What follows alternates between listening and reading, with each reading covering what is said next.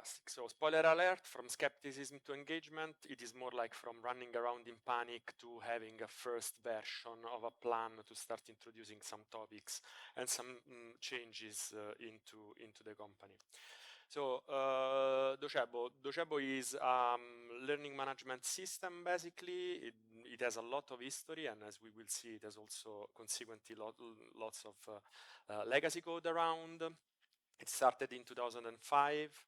It was converted into a SaaS platform in 2012. They went public in 2019, before in Canada, when the ownership changed from an Italian ownership to a Canadian one, and then in 2020 on NASDAQ. At the moment, we have 3,800 customers, but they are coming in at a very satisfactory pace, so that number maybe is obsolete. My role in Docebo is I'm the director of architecture and platform. And as part of this role, I'm trying to understand how to make the developers more happier and more productive. And this is the journey, a description of the journey, basically, that us as a company we are making. So. As I've said, it started in 2012, where they moved from a situation where they were a kind of a library and an open source to something that was basically sold. And that created basically what is today called inside the company the legacy system, which is a few millions of lines of code. And then the company did a first attempt to produce a microservice architecture. The problem was that they moved more like towards a distributed monolith. I've seen happening this in almost every company I've been. The first thing that the company needs to do, it is to scale different parts of the system independently, and they do that. They manage to do that, but they keep the same database and they keep very large amount of code at the center of it all. So it's a normal situation. Let's say it's bad, but normal. And then it is important also that we have done some acquisitions. So now, what is the LMS? The core of it all is also surrounded by a constellation of other services, right? But we need to consider that the most valuable bit of the company, it is still the LMS, which is legacy code or the distributed monolith. So, of course, given all the history and given that we have a system that is called legacy and another one that is a distributed monolith, and they are all sharing the same 600 table database, so it is not even a little one, flown historically hasn't been really ideal. So there is lots of legacy, there is lots of accidental complexity, and so engineers every day, while they develop, they just find one problem after another, and they see that their normal assumption about good code are betrayed all over the place and all of the time, basically. So this generates frustrations and unhappiness. And as I was saying, given the complexity that I'm going to describe to you now, how do you find a good place from where to start? So I want to make a disclaimer. The company has grown a lot, and now we have customers like AWS is our customer, Google is our customer. So I'm having the possibility to work with the customer and clients that are so big that I did never hope in my whole life. So I'm going to describe some dysfunctional situations, but I want to start from a place really of respect of what they have accomplished, because imagine with a system as legacy as I've hinted right now, having AWS wanting to scale at their level, what is the amount of pressure? So what is the amount of work that you need to do very, very, very quickly? So there is also another element, and it is that the company moved from a quite small workplace to a very big and distributed geographically workplace. So I'm going to use the so-called Dunbar's number a lot. So I remember to people that maybe don't know, the Dunbar's did this study where he found out that the relationship between people depended a lot by the size of the group these people were in, right? And he found a bit of discontinuity. So when you reach the amount of 150 people, all the relationship change, because you are coming from a situation of trust that can be given for granted at several levels, to numbers where the people is a perfect unknown, so there is no trust whatsoever, but you are inside the same perimeter of the company. And we will see that this is a significant element also to explain why the situation at a certain point kind of got out of hand. I am also a big fan of the quote over there, so that a bad system will beat a good person every time. So there were elements of the systems that were generating conflicts and were calling for wrong behavior, but this is not saying anything about the people themselves. It is about the situation that wasn't fostering the right the right way of work, basically. So the feeling of seeing all those problems all together and having in mind the desire to resolve things, it started from a position of actual confusion. So I want to give you just some elements that give you an idea of how things were broken. So let's start from the top left. Is it top left for you too? Yeah. QA is a separate function. So under the description of the problem, I see some actual sentences that we have heard and are part of our history. And for example, QA was something that was happening at the end of the process, basically. So one of the consequences were that all the estimations that engineering were trying to put out didn't include the time for QA, as if you can do engineering and then QA is something that you add at the end and you don't know how much time it is going to take, right? And also it was actively discourage interactions between QAs and developers, because the QAs were seen as the ones that had to catch the developers that did a mistake. So let this sink a moment what kind of environment this builds. Very often the teams received a complete design up front, as in this is what you need to develop, and also these created situations where the designer were designing, the team was starting to develop, but in a linear fashion. So once the team started, they didn't have a proper feedback cycle with the design. So what was happening is that if the design changed something after the team had started the development, the QA that came at the end found that something wasn't matching between what went into development and what was in the initial design, and they were blocking it as a defect, basically. So the sentence was that someone wanted to receive the designs inside a PDF so that they could demonstrate that effectively they were working on the things that they were being given at the beginning. Now, if you compare this kind of need, this kind of behavior, which is perfectly understandable because you want stuff to go to production, and here stuff was being blocked because there was a minor discrepancy with the initial design. So if you let this sink a bit and you compare it with the embrace change directive of Agile, you can see how different and how distant we are from that kind of state of being, basically. All the legacy bits are deployed by another team, by a separate team.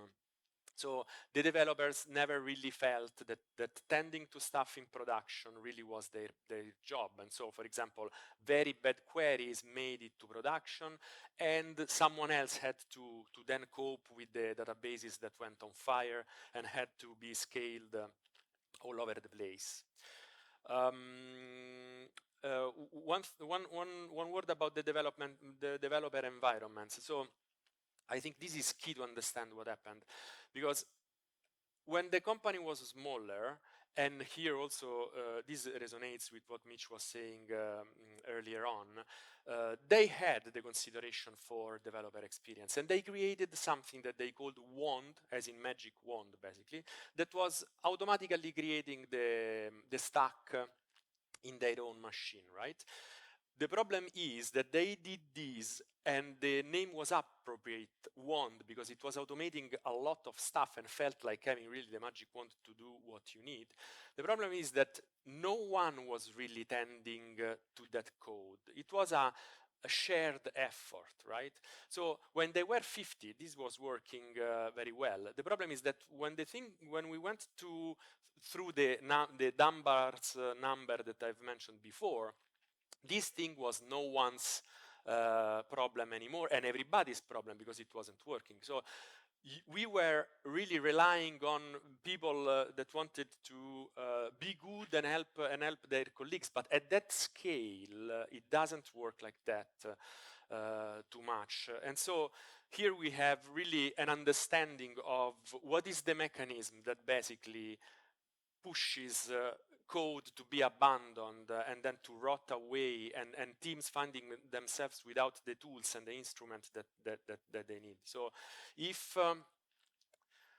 there is one takeaway from this talk, it is like this: if you are lucky and you are inside a small company that is going to grow very fast, be very careful when you reach the number of 100 people of not leaving anything on the ground. So everything that is not going to have an owner is probably going to end in a bad way. So if it is something that is useless, do whatever it takes to decommission it. But if it is very useful, make sure that someone is accountable for keeping it alive, or it is going to die.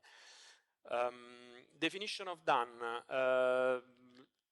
Another problem here was that given that everything was being released by another team all together, there were also very long code freezes to run the tests, etc. So another thing that gives you an idea is that if you read the sentence, the teams didn't want to fail their sprints because someone else had to freeze the code, right? So they were calling cards a success, even if the code couldn't be merged inside the same sprint. So that was also another source of brittleness in the system. Also, there was a relationship with product people.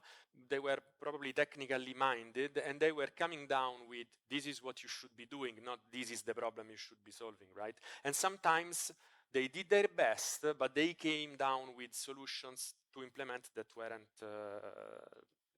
working, basically. All of this is also represented in a large number of Jira states, and you can see, you don't need to see the details, you just need to see the complexity of the representation of the interactions between the team. And basically each and every of these states became a sort of trench where people were throwing work from one state to another, and nothing really was moving to the right place, which is production. So this came to my mind, made me think about, we are not even doing waterfall, we are doing waterfall, because this kind of way of seeing the work with stuff going around like that between one team and another, it is fostering conflict, because when stuff is not in production, the last one that had the state that belongs to that team is the one that is going, the team that is going to be called out in the sense of can you move on? So it was not just fostering it wasn't just preventing the feedback cycle that we want to have in place. It was actually favoring conflict between the teams. So if you think about all those problems, all this nebula of problem, from where does one start if they want to improve the situation? So we need to start convincing upper management to do the right investment. We need to convince them basically that we cannot continue to see all engineers as doing something directly for the customers. We need to accept that a certain amount of engineers are going to serve engineers to make them go faster, reduce the cognitive load, and so on and so forth.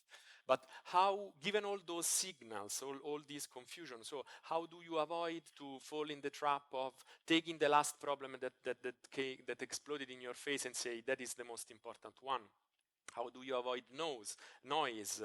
How do you prioritize strategically and not just the last error occurred?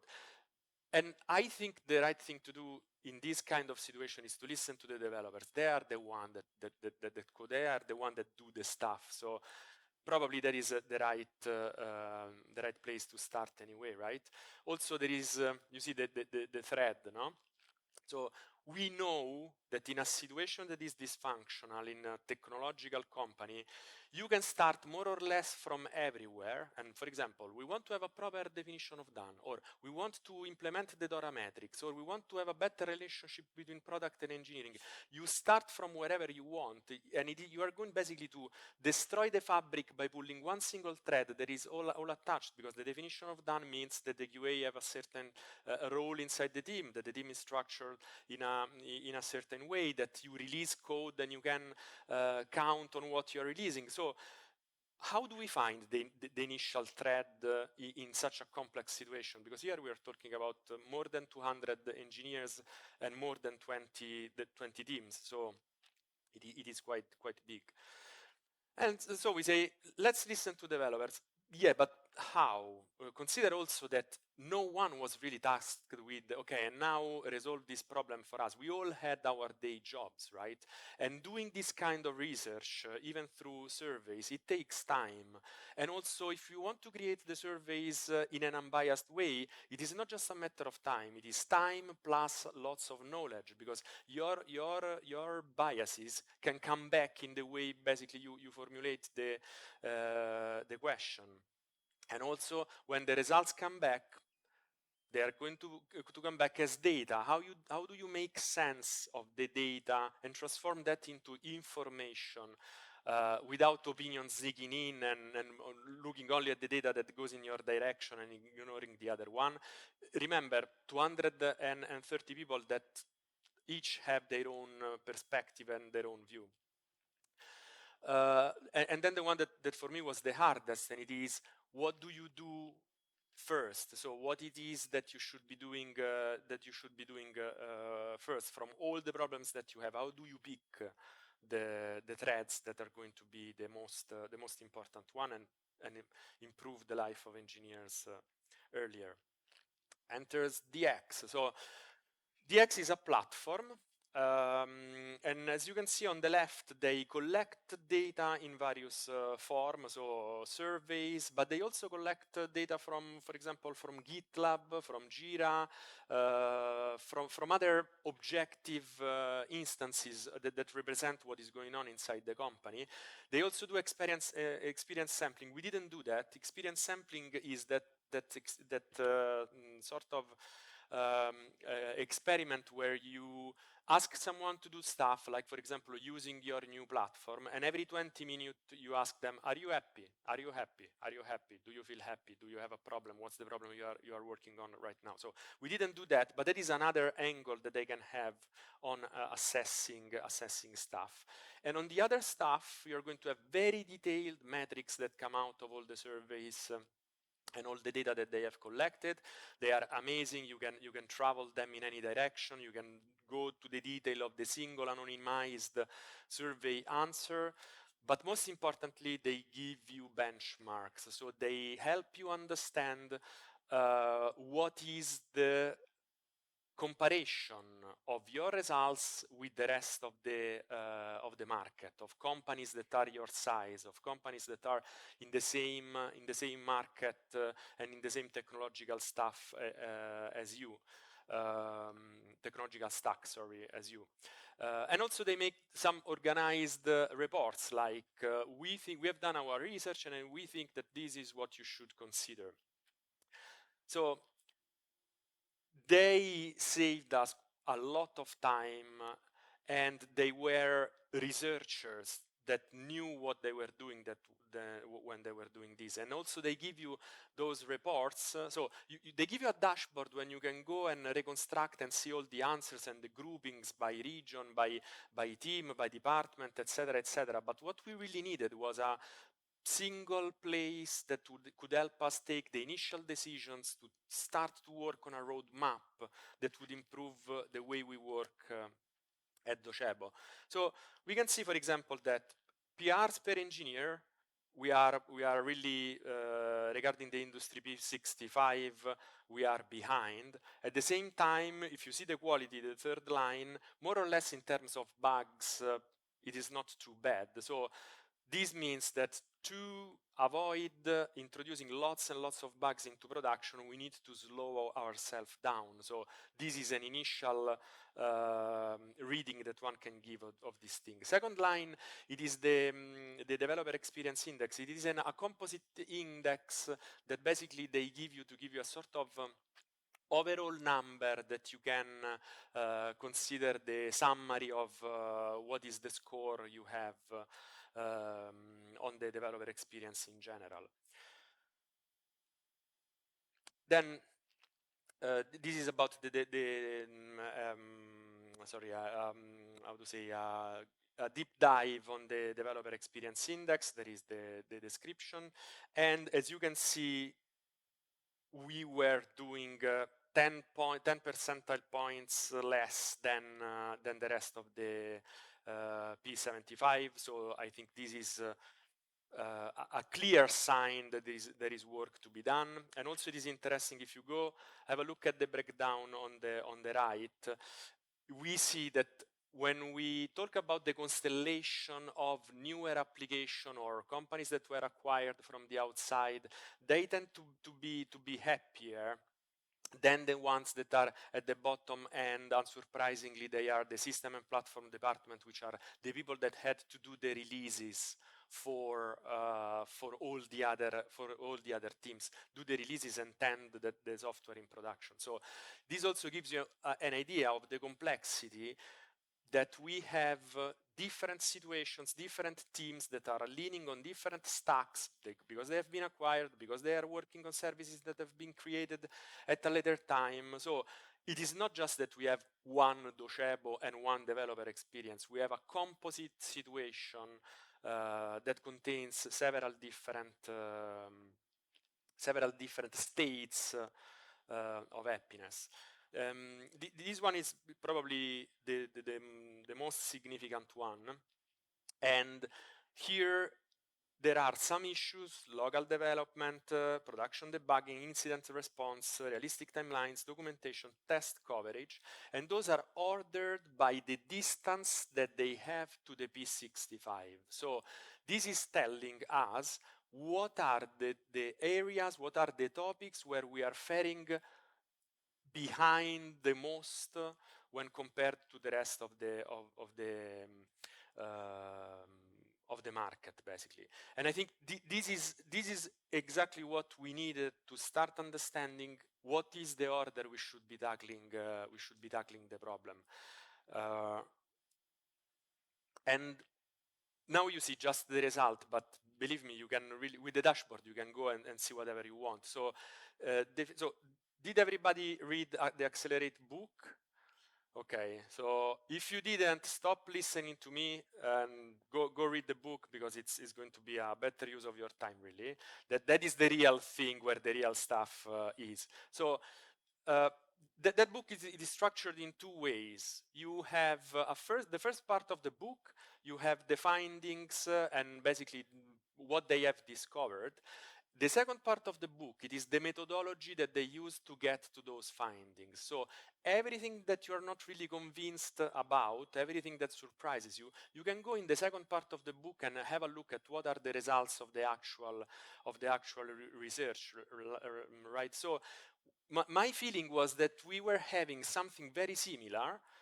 You have the finding, they are very easy to read, but you can go deep and see what the methodology was up to the last response of the survey. So I felt like they were tailoring that kind of deep and well scientifically solid research tailored on Docebo's need. So this was really something that surprised me. And we wouldn't have never have time to produce all that science on our company, basically.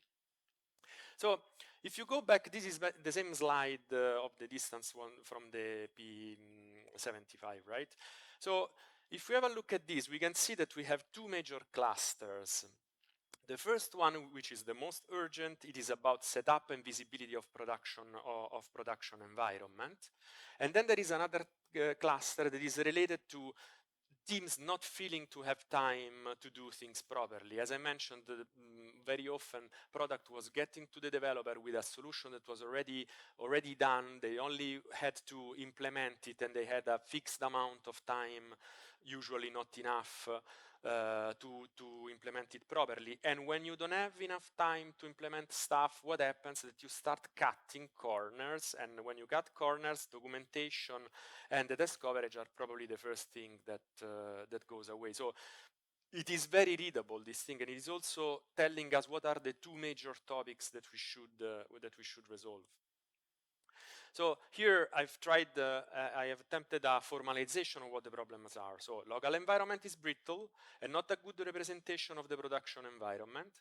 Engineers have not enough visibility of what goes on in production, and there are unrealistic timelines that remove space for documentation, testing, and refactoring. So now, finally, we have a list of problems that we are convinced that we should really start tackling, because all of the information that we got out of DX. So now, last couple of slides of what is the initial journey of the that we want to execute.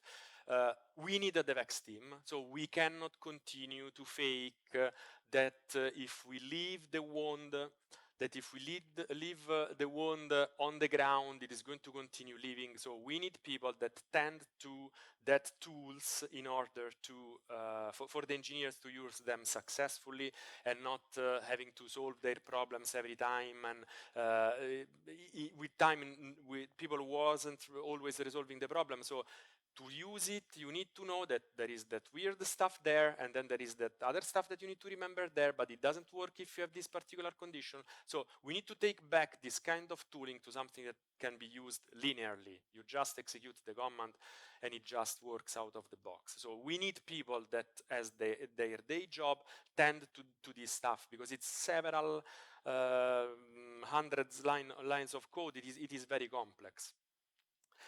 Then we have another problem, and it is that Wand is very good, but it sets up a system that at this point it is very different from what we have in production. So part of the job needs to give back to the engineer an environment that they can trust, and they can feel that it is a significant representation of the production environment, because at the moment there are too many differences, and people can trust it for the topmost application tier, but every time they need to change something that is a little deeper, they basically are working on assumptions that are very different from production. This creates many problems. Then we need to find ways for engineers to have better understanding of the monitoring, and having better access to the monitoring of production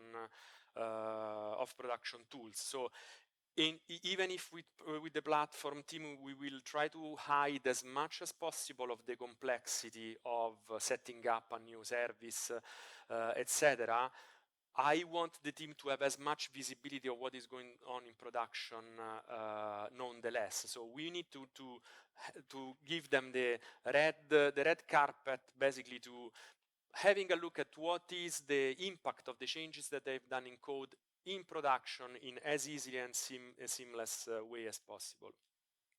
Then, going back to the documentation topic, we discussed a lot the documentation topic. It is true that engineers are not super happy of spending their time writing documentation. They want to code, and it is true also that sometimes documentation is cut, even if they wanted to write it, just because they don't have time.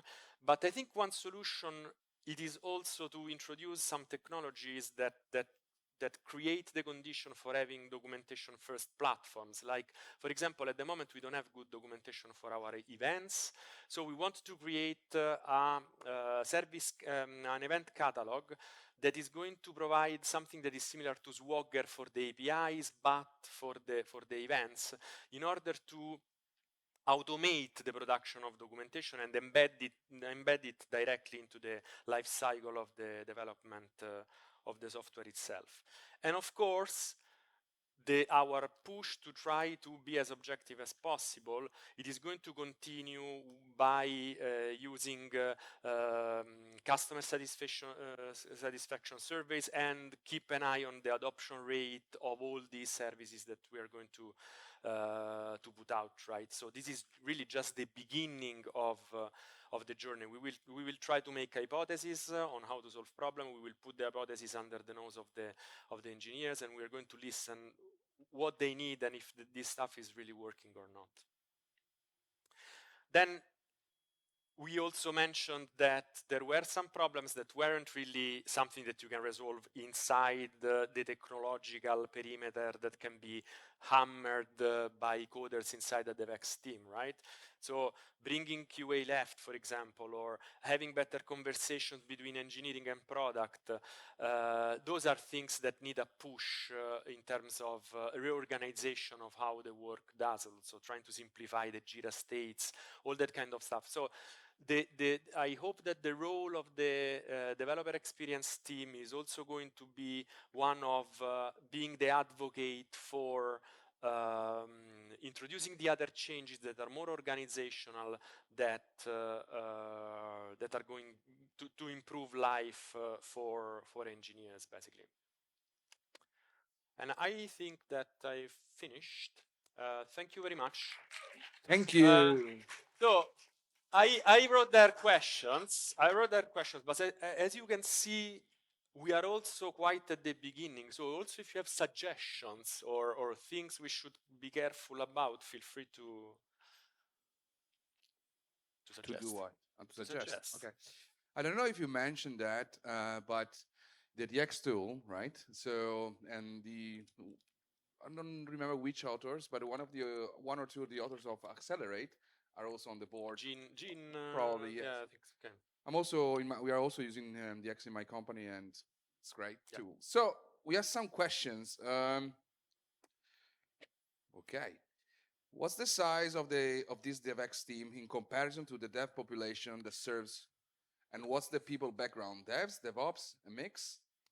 That's a good question. So 230-ish, the number of engineers all over the place. Inside the DevEx, we have a sort of separation. There are engineers that are more oriented to the DevOpsy side of things, and they are 3.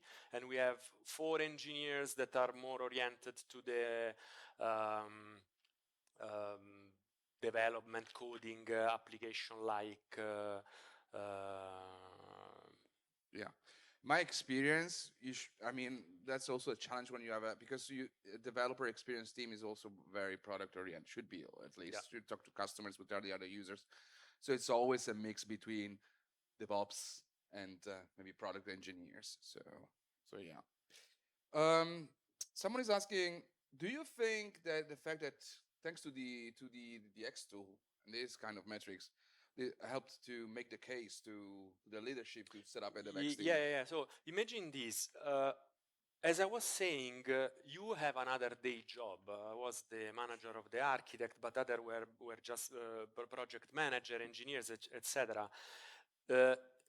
Asking your boss to invest inside some instruments to make science, it is going to be far easier than taking the time, even if you have 2,000 other things to do each and every day, to produce that same science. So once you get to the point where you have this science and they can go and double check whatever they want, and you can make the case, then it's going to make it easier for them to acknowledge that, for example, you cannot continue to consider all engineers as people that should be customer-facing, developing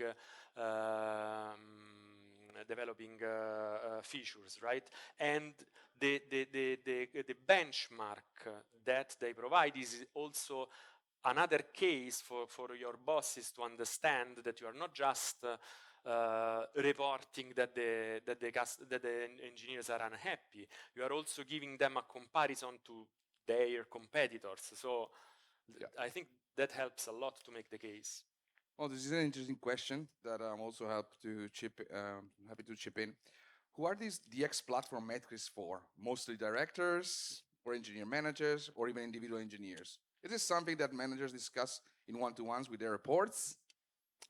I didn't understand the question. So The question is, you have the DX platform, right? So you have a lot of metrics, a lot of results, lots of great stuff. So the question was, who's going to use those metrics? Just directors, just the leadership, or just the managers? Or is that also used for maybe in one-to-ones conversations with individuals and things like that?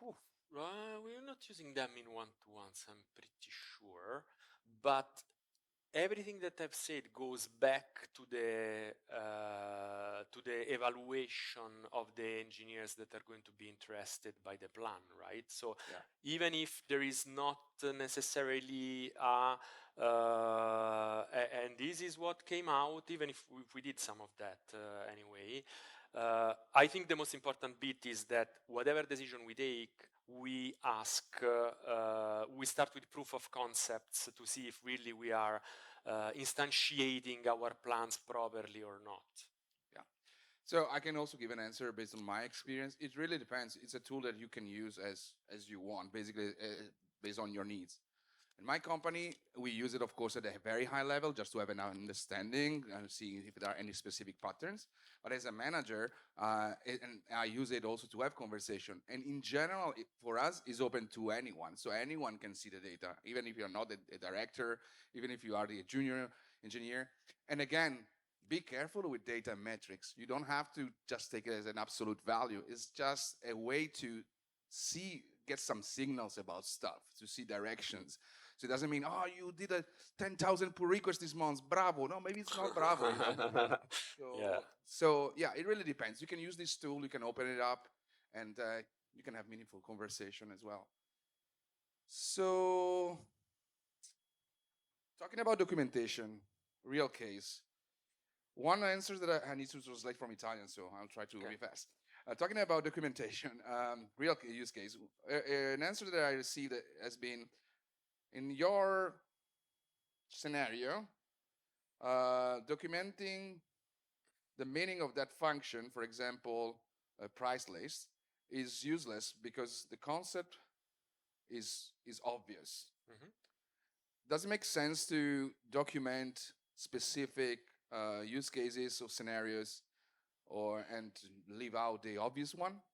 Yes, of course. Yes, I think no. Yes, you shouldn't really being documented up to the. So we have code that should document itself up to a very high level. I mean, we have the code, the unit tests, eventually the functional tests, the end-to-end tests. So I think that everything that you can document with actual live code, you should probably do that. So I'm not a big fan, for example, of long comments that explain what the function is doing. I would rather spend some more time in giving the function I would also double down. What is obvious for you doesn't mean it is obvious for someone else. So we also need to understand. Okay. Then let me discuss it better. So there are some form of documentation which are not Italian, English, etc. They just come out of the code being organized in the proper way and in things being named in the right way. So I would use those techniques as much as possible because they are clearer. They will never go out of whack with what is inside because it's the name of the function and then you have the lines that execute the function. While when you start writing documentation in English here about code that is in here, it is very easy that they start to diverge. So everything you can put in tests, in proper naming, I would prefer that one. So documentation is giving mind maps of where the stuff is, what the topics are, what are the boundaries of a given service, but I wouldn't go into the detail of documenting everything myself. I don't think this is a question, it's more a statement, but I'm going to read it out anyway. And I think we already addressed it a little bit. The problem with productivity metrics lives within the fact that this is all about tracking output. PR per weeks, for example. The very unfortunate effect of tracking output is that you are like to get more output. How, I know, it's a question, sorry. How can we make sure the work we do has impact and that we are not just busy? Essentially, moving the focus towards tracking outcomes. Yeah. So the productivity metrics, so how are we talking about like the DORA, for example? I don't know who did the... I don't know who So made the statement of the questions. So are DORA considered the productivity metrics you're mentioning? Who's that? Where are you? Sorry. Over there, over there. Ah.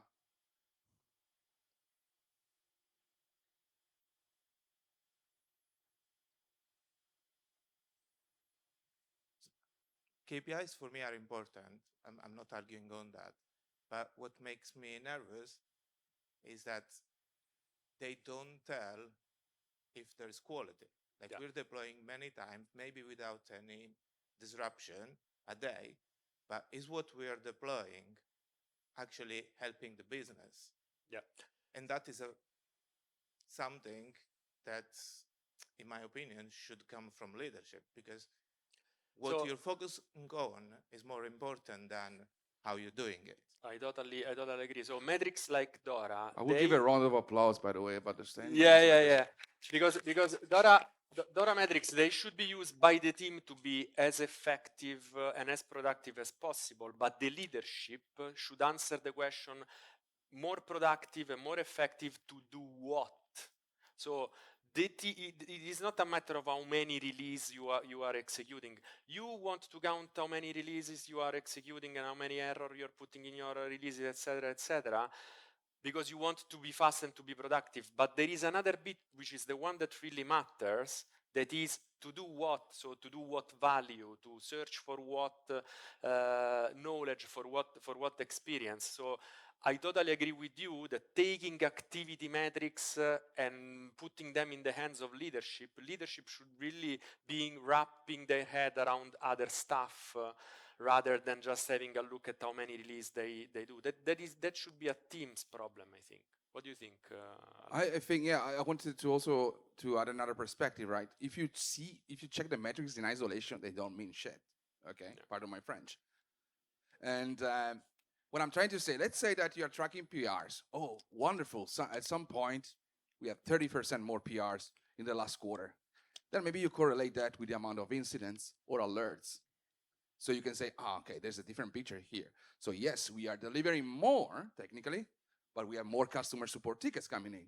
So this is how, again, metrics are useful because they give you signals, but you need to read those signals. So it's not that you don't take it into in isolation from my point of view. That's another aspect. Okay. 10,000 steps today, yes. I would like to add about what you were saying.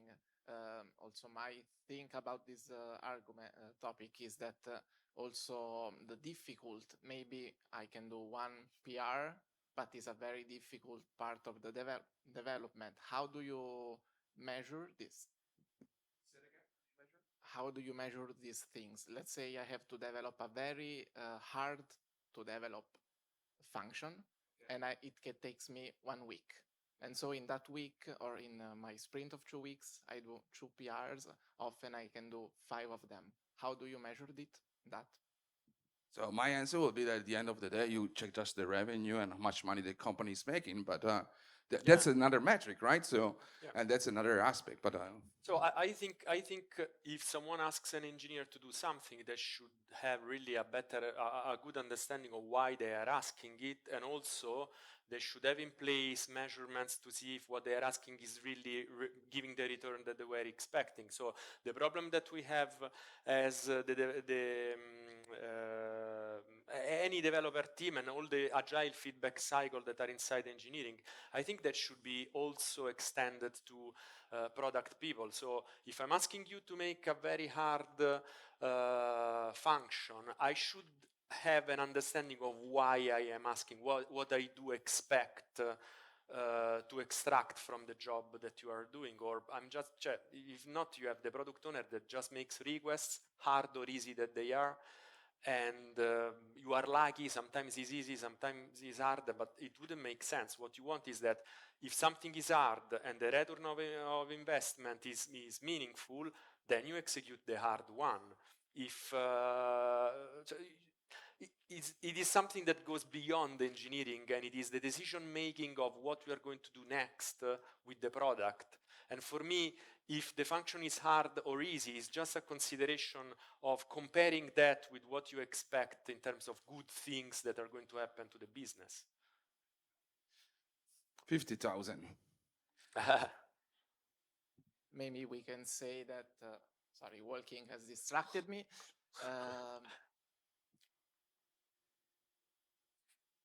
Get out of my mind, sorry. So product 2 needs to have their own metrics to understand if what they're asking is right? I might trying to say that they need to be weighted, like one pull request that values like 10 because it's a very hard function, or not have just been slow or something like that. Like a weighted variable. Una variabile pesata dove il peso vale, che ne so, per fare questa cosa qua il suo valore è grande perché è molto difficile da ottenere, quindi ha un peso più alto. Se io guardo solo i numeri è 1. Ok. 1 è, la media di 1 è quella cosa lì più what is 1. okay, this is data, but what is the information that you want to have? If it was worth executing a given No, I'm talking about how do you measure that in those metrics, because I haven't seen that. Exactly. We see graph charts, metrics, but they are numbers. They are not weighted numbers. Ah, I see. It's like in university So when you have you say, CFU. if you start counting PRs, for example, Yeah. you may see that you have done 3 PRs. Those 3 PRs give you the feature that you need to go to be public and become rich. So how do you measure the fact, or how do you express the information that those 3 PR are going to make the difference? Exactly.